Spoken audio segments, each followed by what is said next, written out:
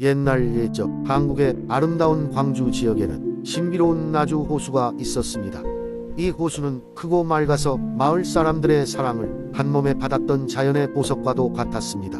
그러나 그 속에는 아무도 모르는 비밀스러운 전설이 숨어 있었어요. 호수 속에는 아름다운 수중 왕국이 있었고, 그 왕국을 다스리는 물의 여왕은 호수의 평화를 지키기 위해 항상 깨어 있어야 했습니다. 나주 호수 주변의 마을에는 젊고 용감한 소년 민수가 살고 있었습니다. 민수는 호수를 매우 사랑했고 그곳에서 여러가지 모험을 하며 자라왔어요. 어느 날 민수는 호수 가까이에서 수상한 빛을 발견했습니다. 그 빛은 마치 호수 바닥에서부터 올라오는 것 같았지요. 민수는 그 빛이 무엇인지 알아내기 위해 배를 타고 호수 한가운데로 나갔습니다. 밤이 되자 빛은 더욱 밝아졌고 민수는 더 이상 참지 못하고 물속으로 뛰어들었습니다. 물속으로 내려가던 민수는 놀랍게도 숨을 쉴 수 있었고 마침내 그 빛의 근원을 발견했습니다. 그것은 바로 물의 여왕이었습니다. 그녀는 민수에게 경이로운 왕국을 보여주며 호수를 사랑하는 그의 마음을 알아보았다고 했습니다.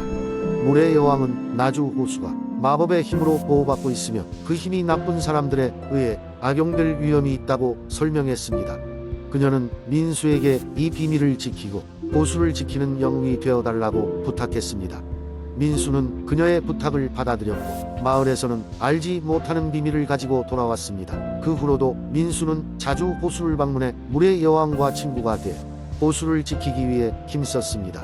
마을 사람들은 민수가 호수 근처에서 보내는 많은 시간에 대해 궁금해했지만 민수는 비밀을 굳게 지켰습니다. 신비로운 나주 호수는 그렇게 긴 세월 동안 변함없이 아름다움을 유지했고 민수의 이야기는 마을에서 전설이 되어 전해져 내려왔습니다. 어느 날 마을에 커다란 가뭄이 닥쳤습니다. 사람들은 두려워했지만 민수는 깨닫고 있었습니다. 그들은 가까운 나주 호수에서 물을 공급받을 수 있었고 물의 여왕의 축복 덕분에 마을은 위기를 넘길 수 있었습니다. 민수가 나이가 들자 물의 여왕은 그에게 깊은 감사의 뜻을 전하며 호수의 수호자로서의 힘을 다음 세대에게 전달해 주기를 당부했습니다. 민수는 자신의 기나긴 여정을 돌아보며 비밀을 지킬 새로운 어린아이에게 나주 호수의 전설을 전하며 그 아이가 새로운 수호자로 자라기를 바랐습니다. 세월이 흘러도 신비로운 나주 호수와 물의 여왕의 전설은 광주 지역에서 여전히 전해져 내려오고 있습니다. 마을 사람들은 호수의 아름다움과 고요함을 즐기며 그 비밀의 존재를 점점 더 믿게 되었습니다. 그리고 그곳에 진정한 사랑과 희생이 있음을 알게 되었습니다. 두 번째 이야기. 옛날 옛적 푸른 바다가 아름다운 여수 지역에 작은 어촌 마을이 있었다. 이 마을에는 용왕이 직접 내려주신 축복이라는 전설을 가진 신비한 진주가 있었다. 이 진주는 바다 깊은 곳에서 빛을 내며 여수의 평화와 풍요를 지키고 있었다. 마을 사람들은 이 진주를 여수의 눈물이라고 불렀고 바다의 평온과 풍요로운 노획량을 위해 해마다 진주의 제사를 올렸다. 진주는 매년 초여름에 깊은 바닷속으로 사라지다가 새해가 되면 다시 모습을 드러내었고 그럴 때마다 마을에선 큰 축제가 열렸다. 마을의 젊고 씩씩한 어부 해명은 항상 이 진주의 복귀를 기다리며 바다에 나가곤 했다. 그의 아버지도 할아버지도 모두 진주를 지키는 일을 했고 해명은 그 전통을 이어받아 진주를 감시하는 일을 자신의 임무로 여겼다. 어느 해 여름 진주가 사라질 시간이 다가오자 해명은 어둑한 새벽 바다로 나갔다. 평소와 다름없이 바다는 조용했고 그 고요 속에서 해명은 큰 이상을 느끼지 못했다. 그러나 그날 밤 하늘에는 갑자기 번개가 치고 폭풍우가 몰아쳤다. 바다의 파도가 높아졌고 마을 사람들은 두려움에 떨었다. 다음 날 해명은 바다로 나가 사라진 진주를 찾기로 결심했다. 자신의 조그만 배를 타고 바다로 나가 해명은 멀리 깊은 바다로 향했다. 그리고 나서 얼마 지나지 않아 그는 신비로운 생명체와 마주치게 되었다. 그것은 바로 용왕의 신하인 해룡이었다. 해룡은 해명에게 다가와 말했다. 용왕님께서 나를 보내셨습니다. 바다가 혼란스러워지고 있으니 진주를 되찾아 여수의 평화를 되찾아야 합니다. 해명은 자신의 임무가 무엇인지 깨달았고 용왕의 신하와 함께 바다 깊은 곳으로 내려갔다. 그곳은 신비롭고 아름다운 수중 세계였고 그는 그곳에서 황금빛으로 빛나는 진주를 찾았다. 용왕의 힘이 깃든 그 진주는 그동안 사악한 해적들에게 노려지고 있었던 것이었다. 해명은 용왕님의 안내를 받아 진주를 안전하게 다시 마을로 가져왔고 그날 밤 바다는 다시 평온해졌다. 마을은 다시 축복받은 듯 풍요로워졌고 그들은 해명과 용왕에게 감사의 축제를 즐겼다.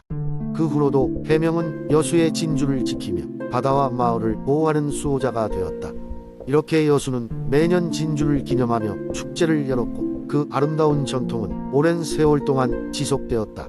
마을 사람들은 해명이 들려주는 이야기 속 용왕의 축복을 믿으며 바다와 함께 살아갔다. 세 번째 이야기. 옛날 옛적 한국의 아름다운 장흥 지역에는 신비로운 전설이 내려오고 있었다. 이 마을은 높은 산과 푸른 강, 드넓은 들판으로 둘러싸여 있었다. 마을 사람들은 늘 서로 돕고 살아가는 평화로운 삶을 즐기고 있었지만 마을 뒷산에는 아무도 모르는 신비로운 비밀이 숨겨져 있다고 믿어지고 있었다. 어느 날 호기심 많고 모험심이 강한 소년 이수는 마을 장터에서 우연히 이상한 소문을 듣게 되었다. 그것은 바로 밤이 되면 뒷산에서 마법의 밤바람이 불어온다는 이야기였다.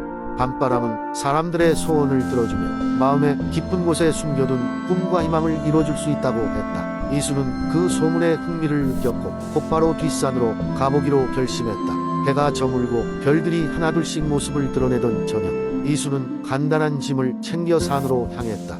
산길은 어두웠고 밤의 정적이 감돌았지만 이수의 마음은 오히려 설렜다. 산 중턱에 도달했을 때 갑자기 주위에 신비로운 기운이 감돌기 시작했다. 마치 누군가 그를 지켜보고 있는 듯한 느낌이 들었다. 조금 더 걸었을 때 이수는 커다란 고목 나무 아래에 앉아 계신 백발의 노인을 발견했다. 노인은 잠자코 이수를 바라보며 미소 지었다. 이리 오너라 젊은 여행자여. 노인이 부드러운 목소리로 말했다. 이수는 잠시 머뭇거리다 노인에게 다가갔다. 할아버지, 여기는 왜 오셨나요? 노인은 천천히 이야기하기 시작했다. 그는 이 산의 수호자이고 100년마다 한 번씩 자신의 자리를 찾아오며 이들에게 축복을 내리러 온다고 했다.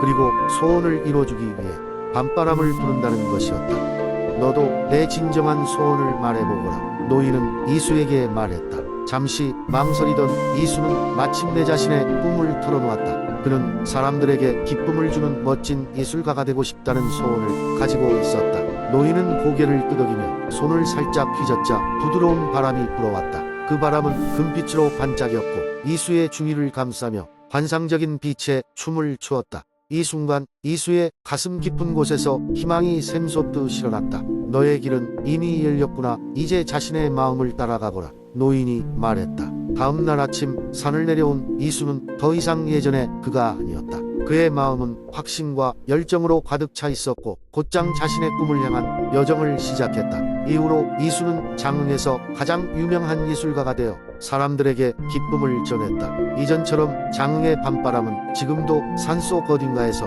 조용히 불고 있으리라. 그리고 가끔씩 그 바람의 이야기가 바람을 타고 마을 사람들의 귓가에 속삭이듯 전해진다. 그 바람은 꿈꾸는 자들을 위한 것이라고.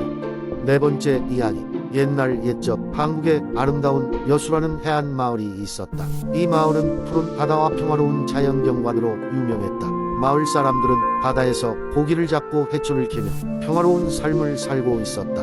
그 마을에는 선아라는 이름의 소녀가 살고 있었는데 그녀는 바다를 사랑하고 바람을 좋아하는 자유로운 영혼의 소유자였다. 선아는 매일 아침 해가 떠오르기 전 바닷가를 거닐며 조개 껍질을 모으는 취미를 가지고 있었다. 어느 날 아침 선아는 이전에 본 적이 없는 반짝거리는 소라 껍질을 발견했다.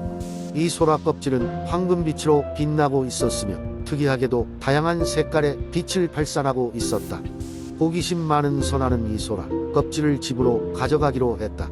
집에 돌아오자마자 소라 껍질을 더 자세히 관찰하던 선아는 이 껍질이 마법의 힘을 가지고 있다는 것을 알게 되었다. 그 소라 껍질은 바닷가의 평화를 지키는 마법의 수호자였던 것이었다. 늘 바닷가에 다니던 선아는 소라 껍질을 통해 바닷속 깊은 곳에서 울려오는 목소리를 듣기 시작했다. 그 목소리는 바로 바다의 신령이었다. 바다의 신령은 선아에게 이 소라 껍질이 마을의 번영과 안전을 지키기 위한 중요한 열쇠라고 설명했다. 하지만 소라 껍질이 악인의 손에 들어가면 바다는 분노하고 곤란에 빠질 것이라고 경고했다. 신령의 부탁을 받은 선하는 소라 껍질을 지키기로 결심했다. 그 후로 선하는 매일 바다의 신령과 교감을 나누며 바닷속 생물들과 친구가 되었다.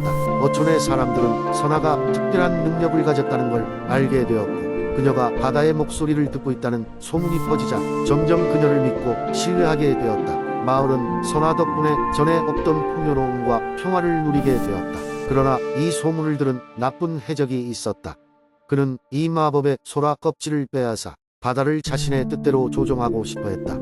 어느 어두운 밤 해적들은 마을에 몰래 잠입해 소라 껍질을 훔치려 했다. 다행히도 선하는 바닷속 친구들의 도움으로 해적들의 움직임을 미리 감지할 수 있었다.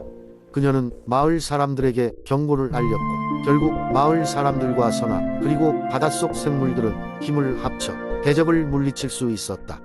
해적들은 돌아갔고 선하는 소라 껍질을 더욱 조심히 간직하기로 했다. 마을 사람들은 그녀의 지혜와 용기 그리고 자연과의 조화에 깊은 감사를 느끼며 선하를 더욱 존중했다. 그렇게 여수의 바닷가 마을은 다시 평화로워졌고 선하는 바다 소녀로 불리며 높은 존경을 받게 되었다. 선하와 마을 사람들은 해적 사건 이후 더 단단하게 뭉쳤고 그들의 삶은 행복으로 가득 찼다. 마법의 소라 껍질은 여전히 선하의 방 한켠에서 반짝이고 있었고 바다는 언제나처럼 잔잔히 마을을 감싸고 있었다. 여수는 이렇게 바다 소녀 선하와 함께 전설이 되어 오랫동안 사람들 사이에서 회자되었다.